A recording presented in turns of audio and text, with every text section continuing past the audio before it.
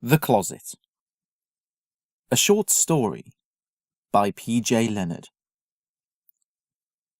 I always returned to the closet. Had to. How could I not? When the closet was so much of me, denying it would be like denying the existence of a limb. As I tossed my work bag down, I fumbled my way through the zigzag corridor. I toggled the light switch. Nothing. Power had gone again. Nothing I could do about it at this hour. I ran a hand through my hair and made for the kitchen. My throat ached with a thirst. The kitchen gleamed from the light of the next door's bathroom light. I picked up a glass and filled it with water, the cool liquid spilling over my aching fingers. I gulped the glass down in two, felt the cold tingle on the tips of my ears. That's better. I stripped down right there and then for a shower. Nobody would see me. I picked up my pile of dirty clothes and tossed them into the washing machine as I made my way into the shower. I paused just outside my bedroom. Perhaps I should go and get some clean clothes now. My heart pounded. No, not yet. I wasn't ready. I showered in darkness. I only avoided slipping and breaking my neck by sheer virtue of having used it 100 times before. I spent a long time in that shower, longer than I needed to. I knew what would happen next. As I dried myself, I could feel my heart pounding in my throat. Even after all this time, I was nervous. I should be used to it by now. But how could I, when every night was different? When I didn't know if this time would leave me sad and silent, or roaring with rage. Towel still wrapped around my waist for some semblance of protection, I headed out of the bathroom and into the bedroom. A light glowed from under the crack of the walk-in closet. A pale blue. The brightest thing I'd seen since arriving home. I raised a shaking hand to the handle. Might as well get this over with. I swung the door open and looked out onto a rolling field, grass tugged by a brisk wind that chilled my damp hair. It was night, but after my pitch-black shower, the crescent moon shone like the sun. I stepped across the threshold. The sharp grass tickled my feet. I felt a little better. The ones that started in nature were usually the better ones, though that didn't say much. The closet slammed shut behind me. I didn't even need to look back now to know it had disappeared. A light flared on my cheek, and I turned. An oil lamp hung by a pole skewered in the ground. I took it and walked across the field. It was rarely clear what I needed to do when I entered the closet. The best I could do was move forward. I took in my surroundings. The black silhouettes of mountains reared up on my right, the snow-flecked peaks imperceptible from the clouds licking around their peaks. I shivered, sucking in the chill air and wincing as it ached my teeth. The ground sloped gently upward. My stomach clenched. A blind peak lay ahead.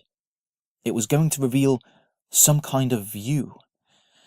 I hated reveals like this. They were never nice. I clutched the pole tighter, the fire sputtering in the glass. But as I approached the peak, my eyes seemed to grow heavy, weak. Wait, no, it wasn't my eyes. The sky. Stars disappeared in arching swathes as though some great hand wiped from the black night, and the moon faded like a dimmer switch. The mountains melted into the darkness, the black rolling across the land towards me. It was as though the world was being snuffed out of existence, save for the bubble around myself and my lamp. I longed to hold that light closer. I unclipped it from the pole and held the lamp before me. The land under my feet levelled out. I felt it rather than saw it. I couldn't see a thing beyond my lamp, but I could sense that I stood atop some great precipice, overlooking something very big. I longed to run, but where could I go to? I couldn't even remember which way I'd come. A hand reached out and snatched the lamp away. My chest lurched in terror. Shit! What was that? Who? I tried to yell, but my vocal cords were petrified. Throwing caution to the icy breeze, I swung my arms out. I'd seen this person before, known that hand. It was him, I was sure of it, but my arms touched nothing. Gone, as quickly as he'd come. And yet, as my eyes adjusted to the darkness, something did seem to appear. Out there, the inkiest black swam before me, hinting at the vaguest of shapes. Not him. No, this was no who, but a what. And it was vast. A mountain bearing down over me. And I didn't know how, but I knew it wanted to harm me. My throat cracked open and I let loose a dusty yell.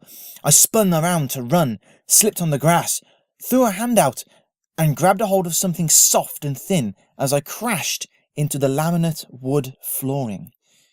I lay on my side of the floor of my closet, a t-shirt balled in my fist. I'd started keeping a notebook of my closet experiences this year. I was determined to make sense of them once and for all. They were always different, but there were patterns, recurring themes. They were rarely happy. They tended to end with me falling over, jumping, or ending with some short, sharp movement that brought me back to my actual closet. I was usually alone, though occasionally I caught glimpses of some other person. That hand grabbing the lamp had been the latest appearance, and a close one as well. But most importantly, they seemed to mirror my daily feelings. A troubled day at work would lead to a closet full of mousetraps I'd have to step over. A busy but productive day would cast me as a cog in some great machine turning over and over, limbs squeezing through great contraptions. And tonight, after being told I'd transfer to a department I knew next to nothing about, I found myself walking through an increasingly darkened field. Were they like dreams? In a way, but these were very real. The touch of the grain in the wooden pole, the chill of the wind, that had been no dream. And it was hard to describe, but whereas my dreams were like, at times, a nonsensical mishmash of whatever was on my brain, these visits to my closet dipped into something deeper. They dipped into fears and hopes I didn't realize I had, but they were painted onto a world surrounding me. And I didn't know why. That night, I drifted into a mercifully dream-free sleep. It was a difficult day, my first day in the new department. The view from the office window looked about the same, albeit a little higher, and the layout of the cubicles was identical to downstairs, except I knew nobody here. I recognized a few of the faces, but otherwise I was alone, and not in a good way. I was given about 10 minutes to populate my new cubicle with my belongings before my supervisor walked in. Without so much as a glance at me or a hello, he handed me a list of tasks. "We'll start your training sometime next week," he mumbled. "It's a busy time right now. Make as much headway as you can into that list in the meantime." How do I log in?" I asked, trying to make eye contact with this guy and failing. "My old password doesn't work." "Oh, right," the supervisor said to his shoes. "I'll send IT over as soon as they are free." He turned to leave. "What's your name?" I asked, determined to keep things friendly, to try and build some semblance of a network. "Bill." He threw the word over his shoulder as he left. He didn't ask for my name in return. It was a good 3 hours before the IT guy sighed into my cubicle and set up my computer and signed me in. Not that it made any difference. No matter how many times I looked over the list of tasks, none of them made sense. Set up a breakaway meeting with the Leicester branch? Update name tags for work experience visitors? upload and share new recruit CVs to file server? I couldn't even fathom what these tasks referred to, let alone how to do it. I fumbled my way through the file server, poking around with my new department subfolder for hints, and pulling out a dusty operations manual stuffed at the back of the filing cabinet. None of them helped. However much headway Bill was expecting me to make into this task list, I had no idea, but it wasn't likely to be zero. What a great start. A miserable visit to the closet beckoned tonight. A knock. I wheeled around in my chair. A lady stood there, one hand wrapped around a flask of what smelled like very strong coffee. It certainly woke me up. "You must be new here," she said with a smile. "Jake, right?" I stood up. She was tall, about the same height as me. "How did you know?" "I heard about it in yesterday's meeting. You've got some big boots to fill. Lucidia was the best." My back stiffened. "I'll do my best." The lady snorted. "I'm joking. Lucidia was terrible at this job. That's why she's been moved to another department. Oh, trust me, as long as you don't do anything stupid like CC all of our clients with all of their private emails, you'll be absolutely fine." I snorted. The lady raised an eyebrow. "Seriously?" I whispered, ducking in case my voice carried over the cubicle. "Yep," she said. "Oh, and don't worry if nobody tells you how to do your job for the first month. I swear it's almost like a tradition around here. If you have a question, just ask. Here, let me show you where the coffee machine is." "Thanks," I said, following her out of the cubicle. "And what's your name?" "Lucidia," she said with a grin. "Lucy for short." She held out her hand. I had to take a moment before I shook it. Lucy laughed. "Bit slow on the uptake, I see," she said. "Come on, let's get you some caffeine." That night, my visit to the closet was different. Not different in the usual way, but unique. For one thing, I didn't wake on the floor of my closet feeling wretched or miserable, but curious, energized. It had been a maze, like a painting of M.C. Escher. At first it was confusing, bending my mind as I would walk down staircases that had been on the ceiling just a moment before. But then I actually started to enjoy it. There's no creeping sense of dread, no mysterious figure to ruin things, no nasty shock to jolt me back to the real world. No, I simply enjoyed exploring, getting lost in the maze without fear, then walking through a marble arch that led back into my closet. In all of my years, it was the first time I missed being in the closet. The very idea made my head spin. Like waking up to find the sky had just turned red. The very idea seemed preposterous. The next few days of work were surprisingly pleasant. I still had only the slightest grasp on how to do my job, but Lucy kept me under her wing, showed me the basics.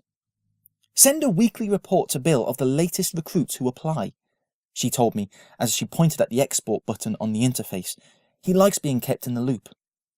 That night, my time in the closet was soft. Literally. I have no other word to describe it. Lots of pillows, duvets, skin rubbing against mine.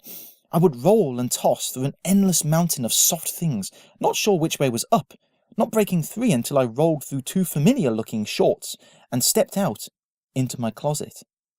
That had been strangely pleasant. What did this mean? This concludes the sample for The Closet by PJ Leonard.